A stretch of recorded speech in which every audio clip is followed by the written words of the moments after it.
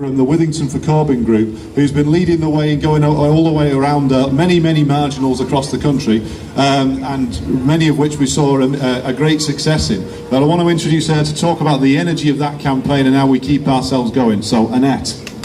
Woo! Hiya folks, how are you doing? Woo! Are we alright? Do you know what? This is the hardcore of the hardcore of the hardcore of the Labour Party here today. Thanks very much for getting yourselves out of bed and coming down here. Not only the Labour Party, that's true, but they're my lot and that's who I'm talking to, and I know how much work people like Tom, who spoke before, and all these other people have done, and I've never seen anybody work so hard in my life. So thank you everybody else for coming as well, and what I'd say to you is this isn't over for the Labour Party, and what all of you need to do if you didn't do it this time is get involved in the campaign, which we will definitely be having to get a Labour government in this country in weeks, months, I don't know. I don't care when we're having it, but we're going to put the same energy into it that we put into it this time, and we're going to win this time. Woo! Folks, I just want to make sure everybody's all right, and I want to make sure we kind of know what the line is to go forward. So I know people have been feeling depressed and upset at this result, and of course we're feeling upset about the government we've got and the deals it appears to be trying to make. And that's just natural. People will feel like that from time to time. We just need to look after each other. But we need to get a grip of some other emotion as well, because we need to be very, very proud of what we have done. Some of these seats that we have won, Bury South, people on the right of our own party was telling us we were going to lose that seat, and we won it. We won Bury North.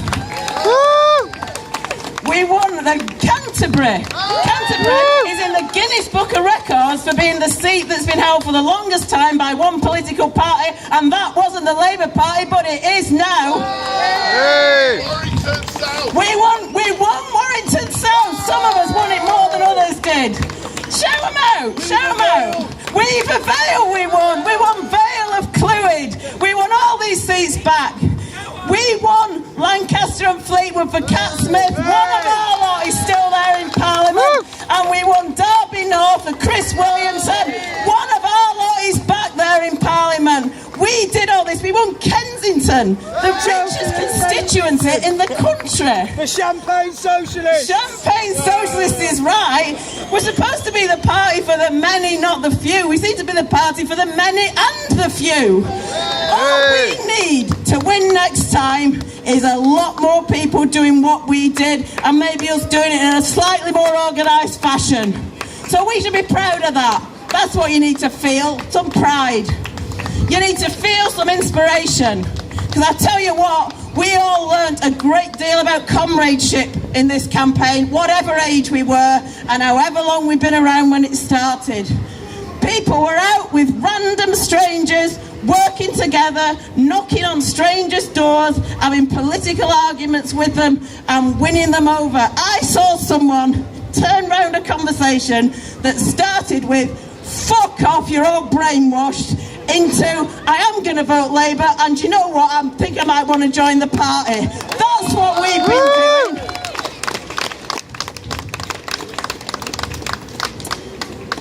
We are in this bizarre situation that we're in now, and I thought about all the scenarios. The Trades Council decided to do this, and maybe we should have done it in a few days' time when people were a bit less tired, I don't know. But when we decided to do it, we thought it might be necessary, and we thought about the different scenarios that we might face when we planned this a few weeks ago.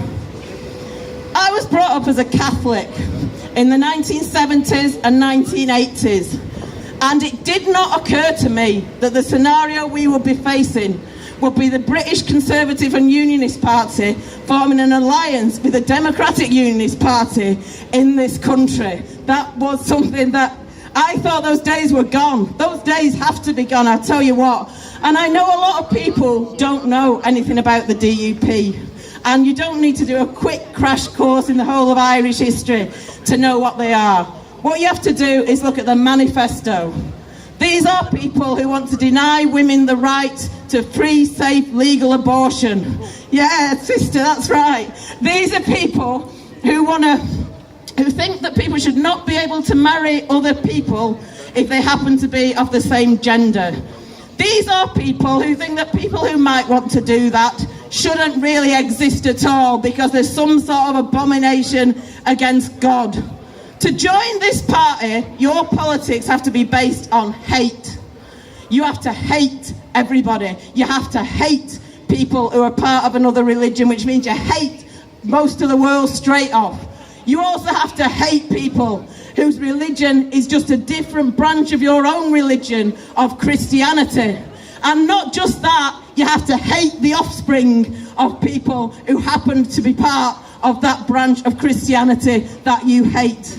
This is what the DUP stand for. This is all we really need to know about them at the moment. We thought the Tories were bad, but this party is absolutely appalling, and we do not want this party representing us in this country because we do not want to have people like that in charge. Someone who wrote a history of the DUP, they described them this morning as the fundamentalist branch of Protestantism, the political voice of the fundamentalist branch of Protestantism. And one of the things we must know is we don't want religious fundamentalists in charge in this country. And that is what we have to say.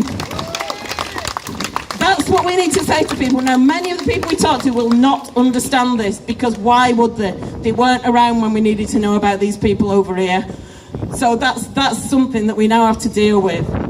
Or maybe we don't, because the Tory party's turning on itself already. The lesbian leader of the Tory party in Scotland ain't very happy with this, and how could she be? There was a Tory MP speaking earlier today saying that in any other period of history, this Prime Minister would be gone. Maybe these European leaders can wait a little bit, because really she's only not gone because of Brexit. Maybe they can wait a little bit and then we can get rid of her. But even if they're not prepared to, we'll be rid of her within 6 months.